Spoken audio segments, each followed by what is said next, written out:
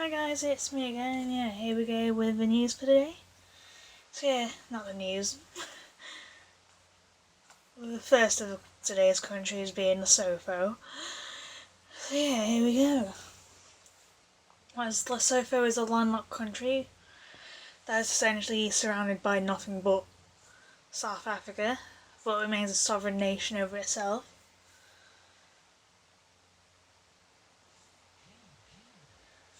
And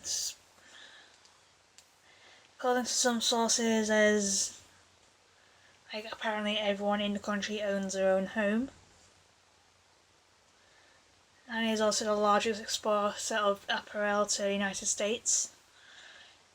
And one of the country's goals is to become one of the first countries in the world with an electric grid that runs on renewable energy 24/7 pretty much. As Lesotho is a mountainous region within South Africa pretty much, and served as a barrier of protection against invaders, as the land was occupied by the Khoisan, and they were hunters and hunter-gatherers kind of thing throughout the Stone Age pretty much. But in the 16th century the Lesotho people moved into the valley of the Caledon River because Scar has Meferkani or Difakana wars took place, and Meferkana is translated to mean the war that results in the total crushing of the opposition armies. Don't know how one small word leads to all that, but Lesotho were agriculturalists, and with the time their population overtook the population of the Khoisan. And then King Moshoeshoe I, who is considered the founder of Lesotho, who reigned from 1822, waged one of the more effective resistance efforts to colonialism, like the Dutch Boers and the British Empire over many decades. As Moshoeshoe, he was to keep Lesotho separate and intact from British South Africa and apartheid South Africa, both during and after the colonial phase. Part of his success is from the fact that he never suffered a major military defeat, retained most of his kingdom and his culture pretty much, as Moshoeshoe Day is a national holiday in Lesotho, celebrated on the 11th of March to commemorate the day of Moshoeshoe's death. And while King Moshoeshoe was an African leader who decentralised chieftains of a neighbouring people under his leadership, that was known as a Mafisa system. As a Mafisa system involved rich men lending water cattle to the poor, who would look after the cattle and use a plot to plough the land, plus obtain milk to feed their families. The Mafisa system created a sense of kinship among the Lesotho people, as Moshoeshoe was kind of like one authentic leader, because he used the own Pitso system of leadership, as the Pitso system was a consultative congress that advised him on how to manage the affairs of Lesotho. And this goes against could be seen as going against dictatorships and all that, but kind of customary in Africa, as seen in previous videos. And yeah.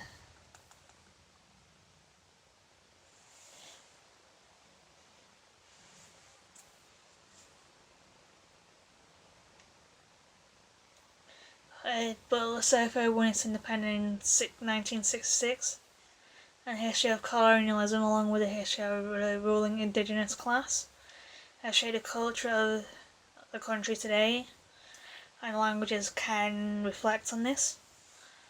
As today the national and official languages of Lesotho are English and Sesotho, as the languages were nominated as such in 1966, at the time of the country's independence, as the distinction was further enforced by the 1993 Constitution, which states that the two languages are official and that no transaction conducted in English or Lesotho may be declared invalid.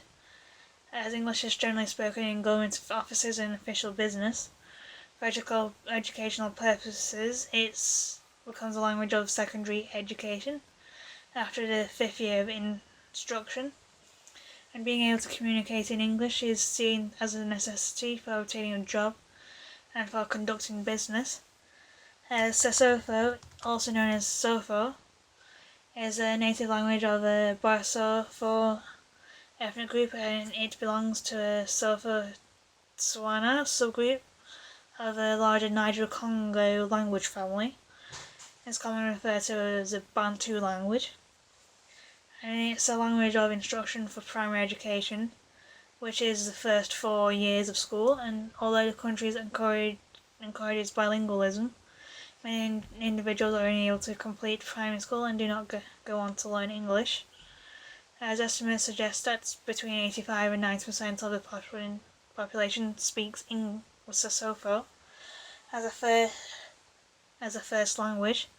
95% of the adult population is illiterate in the language, and because of the widespread use, Sesotho is becoming more common in printed and print media, religious service and politics.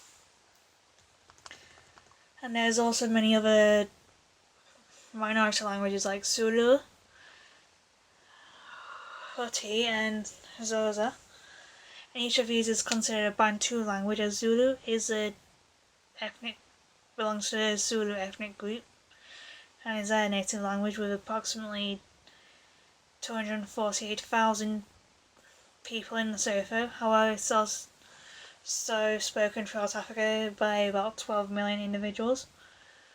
And Hoti is considered an endangered language, although it's thought to have near 20,000 speakers in numerous communities along the border between Lesotho and South Africa,